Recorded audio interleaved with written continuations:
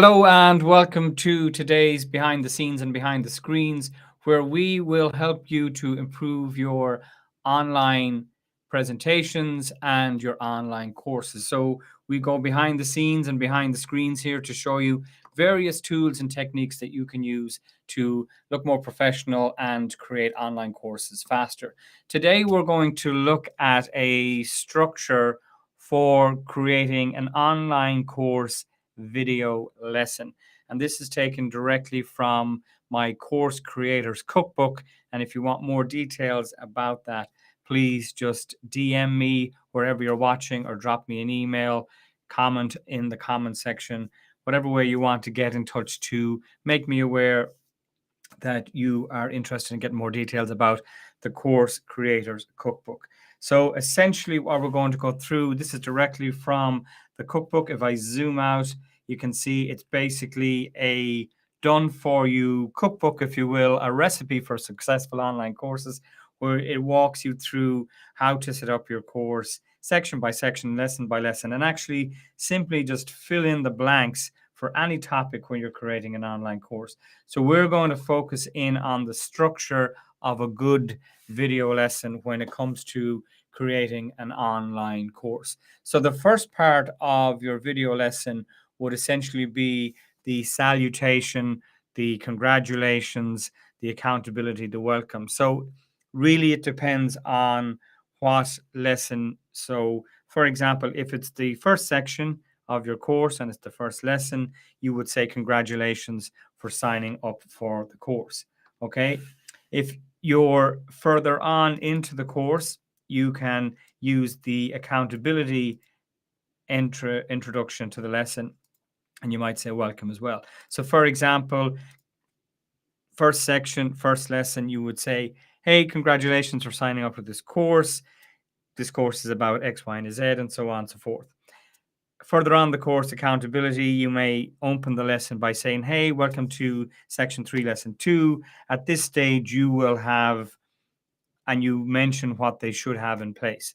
So it's an accountability, and it's also used as what we call repetition learning, where you repeat something that you've taught in the course earlier, you're repeating it again just to drive home the point. Okay. So that would be that. And, you can use that for the first part of any lesson, any video, either congratulations at the very beginning, accountability during, or indeed in a lot of cases as well, just welcome. And then you get straight into the benefits of what you're going to cover in the lesson. That's the next part of this 2 to 3 minute video. Okay. So we will be looking at using 1 and 2 at the beginning, 3 and actually 4 and 5, and then we would be looking at 6 and 7. So the next thing is the benefits. Okay, so welcome to this lesson is something you might say. At this point, you will have X in place. What we're going to cover in this next lesson is Y, and here are the 3 benefits. Benefit number 1, benefit number 2, and benefit number 3. So for example, if I'm giving a course and I'm in the lesson about teaching somebody, for example, how to use a green screen. Okay. So I might say something like, congratulations, welcome to this next lesson, which is all about how to use a green screen properly. And then you will get into the benefits. So the main benefits for using a green screen would be how you can have more flexibility in a small space. You can also immerse yourself in your slides or presentations, your screen, or your documents. And the third benefit would be looking more professional in talking at virtual summits and in live presentations. Okay, so whatever the 3 benefits are. Okay, and then you move on to the consequences. Okay, so you would mention 3 consequences of not doing this properly or not doing it at all. So, for example, 3 consequences of not using a green screen is that your background is the same all the time, and over a period of time it actually gets a little bit tired. and you kind of get a little bit bored with it. The second thing is that you cannot immerse yourself in your presentation, might be another one that you might talk about, or I might talk about. And a third consequence of I'm not doing it properly is you're going to look fuzzy when you're trying to change your virtual background and look very unprofessional. Okay, so really highlight the consequences of inaction. Okay, so you have benefits of what the lesson is going to cover and the consequences of not doing what the lesson covers. Okay, the next thing then is to talk about 3 mistakes. Now, this can be optional, but I like to use it. Okay, so you might say something like, most people do not use a green screen properly, and therefore, or most people make the first mistake people make is they don't get nice, even light on the green screen. Okay, so that would be one thing that I might mention, for example, in this course about a simple studio setup, and we're talking about the lesson about green screens. So you would say something like, a big mistake people make is not getting even light on the green screen. Another mistake a lot of people make when using a green screen is that it's ruffled and it's creased, and therefore there isn't even light on the green screen, and that causes problems as well. And, the third one might be then that, people just don't actually use free software that makes it even easier to key out the background, for example. Okay, so you really highlight the mistakes, and then you would outline in 3 to 5 steps how they're going to implement using a green screen. So now at this point, you're into, if you like, the real how-to part of the lesson. Okay, so you go step 1, set up your green screen, crease free, or recommend a particular green screen in my case, and that's automatically crease free. Step 2, set up your lights so that you've got good even light on the green screen. And step 3 then is to use software that's going to chroma key it out. Okay, so I have a question here from Ashley. How did you do that? Can you let me know exactly what you mean? And Wayne says, can be tricky to get the green screen right. Great content. Thank you, Wayne. Yeah, absolutely. It can be tricky. The key thing, as I mentioned, is getting even light on the green screen and setting it up properly, crease free. Okay, so we're now into the 3 steps of your lesson.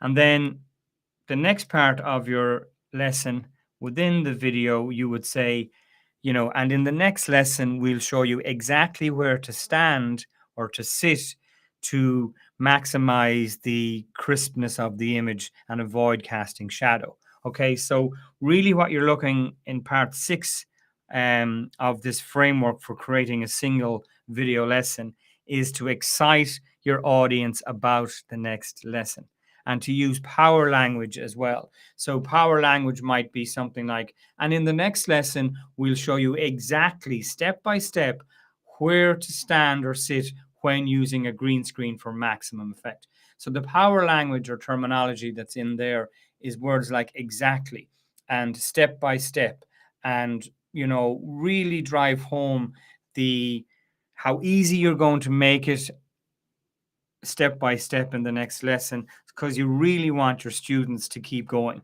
You really want to kind of get them to binge watch your course, lesson by lesson, and before they know it, they're halfway through the course. And then the 7th step in this framework of a single video lesson is encourage questions. Okay, so if you are going to provide support where people can ask a question underneath a lesson, then some people turn that off. I would encourage you to turn it on. So encourage questions. So I typically end a lesson by saying something like, okay, I would say in the next lesson we're going to go through exactly X, Y, and Z. And then I would say, and if you have any comments, questions, or feedback, please use the members area below this video and I will personally reply. And I use the word personally to really drive home the fact that I'm there for my students, even though the course is pre-recorded and the course is online. You really want to go beyond almost the call of duty and really make your students feel like you're there for them. Okay, they can ask questions 24/7. It's not that you need to be up 24/7 to answer them, but you will answer them promptly. You don't have to say how quickly, or you can't say all questions are answered within 24 hours. That can seem like a long time for some people. But I would definitely encourage you to encourage that feedback and questions. And not just questions, but feedback, because people, like your students, may not have questions, but they may have a comment or feedback. Ideally, usually a positive comment or feedback. It might even be a suggestion, which you can then take into consider whether or not you're going to actually implement that into the course. Okay, so that is that. You're into part 7 then as well. So Ashley, when you came on the screen, boom, there's absolutely no delay. Okay. Yeah, so I'm using Restream, and Restream allows you to actually set up the video. So if I go behind the scenes here, this is Restream. Okay. And if I go into the design of Restream, there is a video there that I can hit. Okay. So it's preloaded into the software, and then I have the ending. So it mutes the microphone. And when the first video is over, Wayne or Ashley, it automatically goes to this video. Okay, this scene essentially, which is my camera set up and ready to go. So that's done with a Restream. If you're interested in getting Restream, just go to johnnybyrne.com/Restream, and that's my affiliate link. You don't have to use it, but it's a powerful piece of kit starting at $20 a month and $48 a month for high definition, which I'll probably upgrade to as well. But that's what I'm using to do this. So I'm using vMix for Windows. As you may know, vMix for Windows allows me to share my screens, immerse myself in the slides, address the elephant in the room, all that good stuff that we have fun with doing pattern interrupt in our live presentations. So just to summarize then, in terms of your online course lesson structure, begin with a nice welcome, a greeting, a congratulations if it's at the very beginning, accountability during the course, and repetition as well, where you may say something like, at this point you will have such and such in place, and if you don't have that in place, I would encourage you to go back to section 1, lesson 4, whatever that might be. Okay, so that would be the opening of your video lesson. And again, your video lesson is about 3 to 5 minutes long. You don't really want to get into double digits. Okay, you've just done it again. Yes, Ashley, I was showing behind the scenes there of how it's actually done with Restream. So you're into the benefits then. So I'll go through the example again. So for example, welcome to this lesson, which is all about how to use a green screen properly. Three benefits of using a green screen are 1, 2, and 3. Okay. And then you're into the consequences of not doing it. And that can apply to anything. Okay. So let's say your course is about sugar addiction, and you're into why people get addicted to sugar. Okay. So 3 benefits of not taking sugar, 3 consequences of having sugar in your diet, 3 mistakes. Or the other one that I like to include for certain topics is a myth. Okay. So in the case of healthy living and stuff like that, and again, it can apply to most topics, there might be a couple of misnomers or myths out there about a particular topic. So it's important to bring those up in the lesson if they are out there, either under part 4 there, either mistakes people make or myths that people believe. Then you're into, if you like, the how to. Okay, 3 to 5 steps. And if don't, a lot of people make the mistake, as you can and this is a live example, but a lot of people make the mistake of in the middle, or they're into the how-to of the lesson, and they're like, in this lesson, I'm going to show you how to set up a green screen, where to buy a green screen, what lights to use, where to buy the lights, and how to set them up. And your student is like, oh, hold on a second now. So, break it up into one problem, one solution. Okay. So, for example, my lesson would be, in my course about simple studio setup, for example, would be, in this lesson, I'm going to walk you through how to set up your green screen correctly. And then I might talk about lights in the next lesson. And if that lesson is only a minute or two, but it gets the job done, then that's fine. Nobody's going to give out, oh, it was only a minute long. If they get the transformation from the lesson, that's all they want. And they move on to the next one. Okay. So Ashley says, I need to work on my stuff. Yeah, Ashley, no, you're looking good. I've seen some of your stuff. And keep the questions coming in. If you have any questions, feel free to pop them in. So we're then into the mistake. We've covered the mistakes and myths. We outlined the steps, shorten to the point, excite people about the next lesson, and then encourage questions. Not just questions, but comments and feedback, and mention support then if you do provide it. So let me know if you're interested. It's almost complete, the course creation, course creators cookbook. It is 43 pages of done for you. Fill it out, fill in the blanks for any topic that you are teaching. Just essentially, it covers more than we've got a chance to cover today. It covers section layout. It covers the 555 model that I've mentioned. It covers what we just addressed because I went into it live.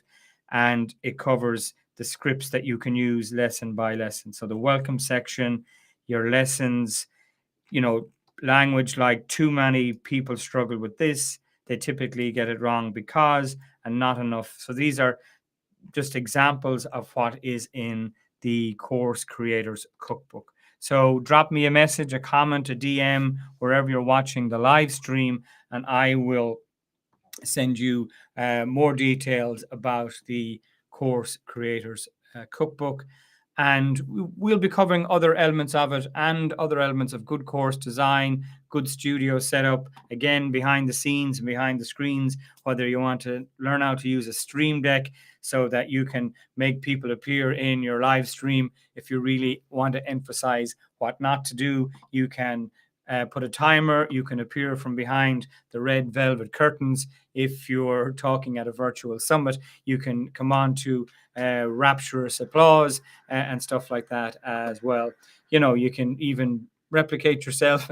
Just some fun we have with what's possible with the systems and software that I use for live streaming. You don't need a lot of space. You don't need a huge budget to be able to do these things. I have a over-the-shoulder camera here that helps you to have a look at the exact system here. We have 3 monitors, but 2 is fine. We have the teleprompter as well. In fact, what's great about this Insta360 webcam that I use as my over-the-shoulder camera is it has AI built in. So it will actually follow you around the room if you want to do that. A really, really powerful camera. So, you have some presets. So if you ever want to learn more about how to use a teleprompter, let me know. The green screen behind me here with the key light, some ceiling lights here to get even light on the green screen. I'm here, of course, live, not a very flattering look, but there you go. And then we're back to behind the scenes. We have the stream deck, very, very simple setup. So if, we have the teleprompter, the camera, the other monitor with a remote control there. It may look kind of busy when you see it all first, but in fact, people are pleasantly surprised when they see and get a walkthrough of what's possible as well. So we have other options as well in terms of people with bigger spaces, smaller spaces, people working from home and all that good stuff as well. So now you're showing off, Johnny. Love these effects. Oh, thank you very much. Don't mean to be showing off, Ashley. I guess you're probably joking. Just really want to not hold back in terms of what's possible in a small space with a small budget, how you can really transform your live presentations, your meetings, your sales presentations, your webinars, your course videos, your setup when you're networking online, etc. So yeah, lots and lots of options there. And I'm using Restream right now here, the software in the middle screen. On the other screen then was the Course Creators Cookbook, and I can just press a button and I'm over on that other screen as well. Okay, so I just want to hide Ashley's comment there. I mean it in a nice way, of course. Thank you, Ashley. Thank you. Of course, we can do the chat overlay as well, so we can have the comments.